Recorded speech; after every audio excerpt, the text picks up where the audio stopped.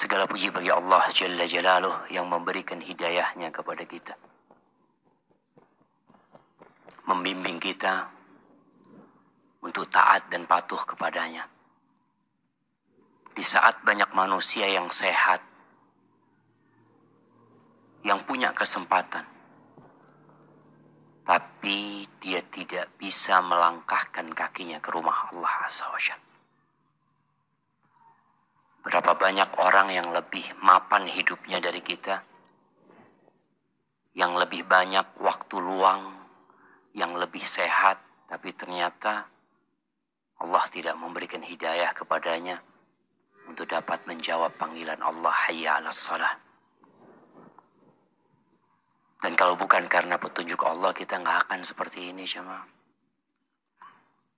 Allahumma salli wa sallim wa zid wa barik wa an'im ala abdika wa rasulika sayyidina wa maulana Muhammadin wa ala alihi wa ashabihi ajma'in. Amma ba'd. Ana mohon maaf karena ngambil waktu istirahat antum. Ya, lahadat, beberapa menit lah.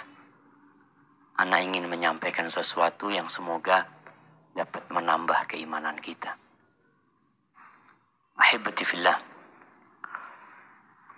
kalau antum divonis masuk penjara selama 50 tahun, tapi antum ada kesempatan untuk menebus diri antum dengan segala yang antum miliki, dengan rumah, dengan mobil, dengan uang cash yang antum simpan, dengan handphone yang ada di tangan antum, bahkan dengan cincin yang melingkar di jari antum. Kira-kira antum memilih untuk menebus diri antum sehingga keluar dari penjara, atau antum tetap memilih masuk penjara tapi antum punya rumah, tapi antum punya mobil, antum punya handphone di luar sana? Kira-kira mana yang kita pilih, jemaah? Kita akan menebus diri kita. Nggak apa-apa nggak punya rumah, daripada anak punya rumah tapi anak berada di penjara. Nggak apa-apa anak nggak punya mobil, daripada anak punya rumah, punya mobil tapi anak di dalam penjara. Apa gunanya? Itulah permisalan sedekah yang Nabi SAW memberikan contoh kepada kita, bahwa kita dengan bersedekah sejatinya sedang menebus diri kita dari neraka yang sedang menanti kita. Neraka itu nungguin kita, jemaah. Tidak ada satupun manusia yang dapat masuk surga kecuali dia harus lewat neraka. Dan tidak semuanya bisa melewatin sirat yang berada di atas neraka Jahannam. Allah Azza wa Jalla berfirman, ya ayyuhalladzina amanu anfiqu mimma razaqnakum min qabli an ya'tiya yawmun la bay'un fihi wala khullatun wala syafa'ah wal kafiruna humudz zalimun. Kata Allah, wahai orang-orang yang beriman, berinfaklah kalian. Kita hari ini kenapa semua berada di gedung ini? Kawan-kawan meninggalkan rumahnya dari pagi untuk cari rizki. Siapa yang kasih rizki? Kantor kita, bos kita, Allah yang kasih rizki. Makanya Allah katakan, wahai orang-orang yang beriman, anfiqu, infakkan, bagikan dari apa yang kami rizkikan kepada kalian. Kalau engkau punya uang bukan dari rizki Allah, jangan disedekahkan. Kalau engkau merasa punya kekayaan yang bukan dari pemberian Allah, jangan kau bagikan. Engkau berpikir bahwasanya uang yang kau milikin karena usahamu, karena keringatmu, karena kecerdasanmu, jangan dibagikan. Tapi kita harus tahu, semuanya rizki dari Allah Azza wa Jalla. Jangan pernah berpikir karena anak berusaha, karena anak berupaya, karena anak merantau. Lah. Kita dapat melihat orang-orang yang merantau bersama kita, yang bekerja bersama kita. Tapi beda rizki dia sama kita. Dia mungkin lebih tinggi secara pendidikan daripada kita. Tapi kenapa kita lebih banyak rizkinya? Allah yang bagi. Maka Allah katakan, anfiqu mimma razaqnakum. Supaya kita nggak berat untuk berbagi. Nggak mikir berulang kali untuk berbagi. Kenapa? Ini rizki Allah yang kasih. Dan yang nyuruh berbagi siapa? Ya Allah yang ngasih. Bayangin jemaah, begitu mudahnya kita berbagi tatkala konsep ini melekat di hati kita. Kalau ada orang kasih duit sama anak, Ustadz, anak titip ke Ustadz 100 juta Ustadz. Tolong bagikan ke fakir miskin. Kira-kira anak mikir untuk membagikan jemaah. Anak gak akan pernah mikir kenapa. Ini bukan fulus anak. Yang ngasih nyuruh anak bagikan. Ya anak akan bagikan. Kecuali anak berkhianat. Dan Allah suruh kita berbagi. Yang engkau terima tiap bulan itu pemberian Allah. Tapi terkadang kita merasa ini hasil keringat kita. Sebagian kita seperti Qarun. Ketika Allah perintahkan kepadanya, wa ahsin kama ahsanallahu ilaih. Berbuat baiklah engkau, bantulah orang lain, bagikan apa yang engkau miliki sebagaimana Allah berbuat baik kepadamu. Allah tuh berbuat baik kepadamu. Allah yang kasih sama engkau kedudukan, yang berikan pekerjaan kepadamu, yang memudahkan bagimu untuk mendapatkan rezeki, itu Allah yang kasih. Sehingga Allah mengingatkan Qarun nih, wa ahsin kama ahsanallahu ilaik. Berbuat baiklah engkau kepada makhluk-makhluk Allah sebagaimana Allah sudah berbuat baik kepada dirimu. Maka ahibati fillah, ketika Allah nyuruh kita berbagi rizki, ini rizki dari Allah, engkau bagikan yang aku berikan kepadamu, kata Allah Azza wa Jalla. Min qabli an ya'tiya yaum, sebelum datang hari di mana semuanya hancur lebur. Min qabli an ya'tiya yaum la bay'un fihi wala khullatun wala syafa. Pada hari itu tidak ada perniagaan lagi. Tidak berguna harta yang antum kumpulkan. Tidak berguna perusahaan yang antum bangun.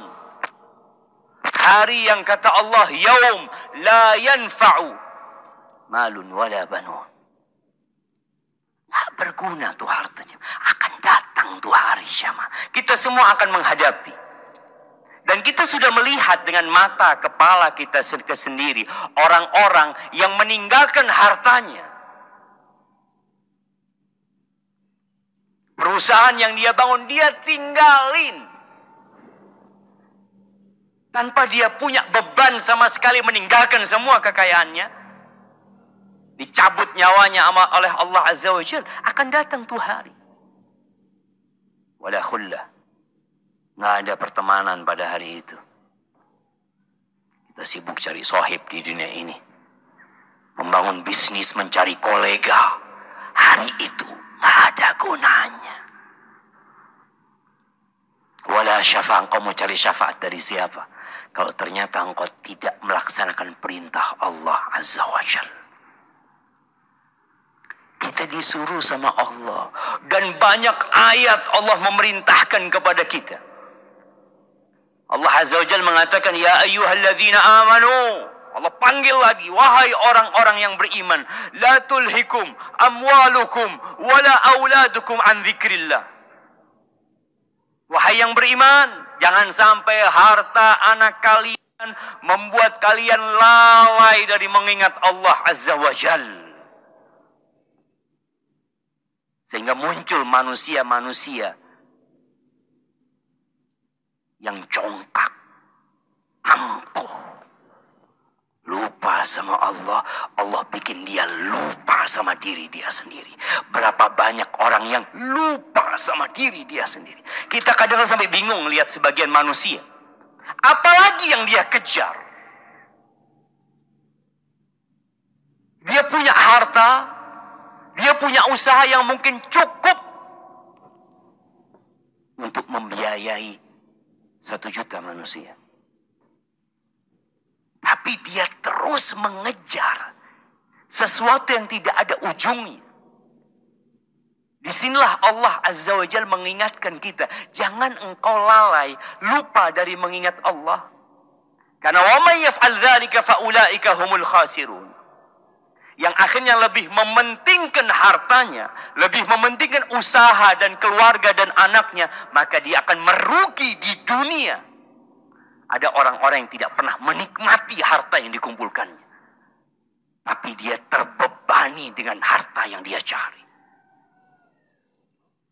Allah mengingatkan, wala takunu kalladzina nasullah fa'ansahum anfusahum ulaika humul fasiqun. Kalian jangan menjadi manusia-manusia yang lupa sama Allah, akhirnya Allah hukum dengan dia lupa dengan diri dia sendiri. Kenapa dia diciptakan? Kenapa dia bisa berjalan di muka bumi ini? Kenapa anak ada di sini? Lupa dengan diri dia sendiri.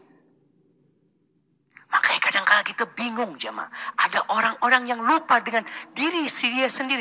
Engkau itu siapa sebenarnya? Engkau hanya makhluk yang tercipta dari tanah.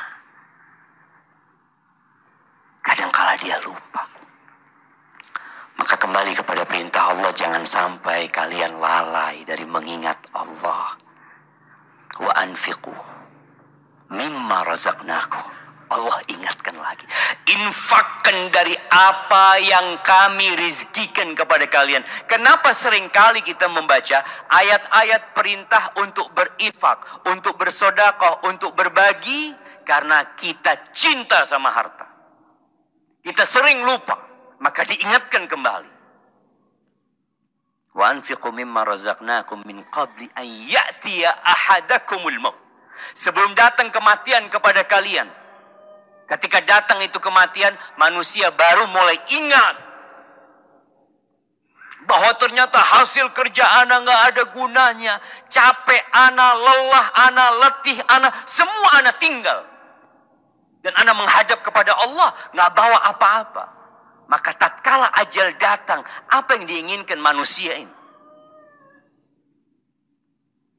Min qabli an ya'tiya ahadakumul maut fayaqula rabbi laula akhartani ila ajalin qarib fa'asaddaq wa akun minas salihin. Ya Allah, tunda ya Allah, tunda kematianku sedikit ya Allah. Sedikit, barang 5 menit. Dia ingin berbuat apa? Dia ingin sholat Masjid Nur Salma? Enggak. Dia ingin berangkat haji, berangkat umroh? Enggak. Dia ingin sedekah, bas. Faqasaddaq. Karena mayit ketika itu sadar dengan fadilah sedekah ini.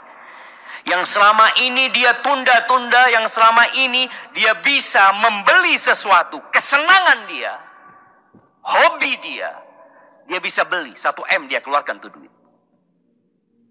Sedekah 100 juta. Dia cerita kemana-mana. Padahal yang 1 M dia tinggal. Yang dia sedekahkan itu yang bakal mendampingi dia. Ahibati fillah. Terkadang kita perlu sejenak merenungkan kehidupan ini. Membaca sejarah perjalanan hidup orang-orang yang dijamin masuk surga. Abu Bakar As-Siddiq, Umar bin Khattab,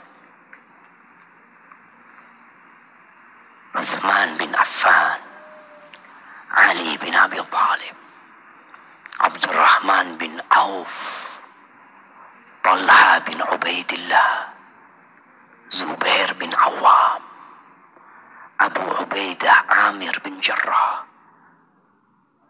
dan sahabat-sahabat yang lainnya. Bagaimana mereka menyikapi dunia ini. Ketika Allah mengatakan wa fi dzalika falyatanafasil mutanafisun, dan untuk yang seperti itu hendaklah manusia berlomba-lomba. Kadangkala kita salah tempat perlombaan. Ada tempat yang seharusnya kita ikut lomba, kita daftar di sana, kita hadir di sana, tapi kita nggak pernah ada di tempat perlombaan itu. Kita ada di tempat yang lainnya. Ahibati fillah. Ada sebuah perlombaan yang sebenarnya sedang terjadi di muka bumi ini.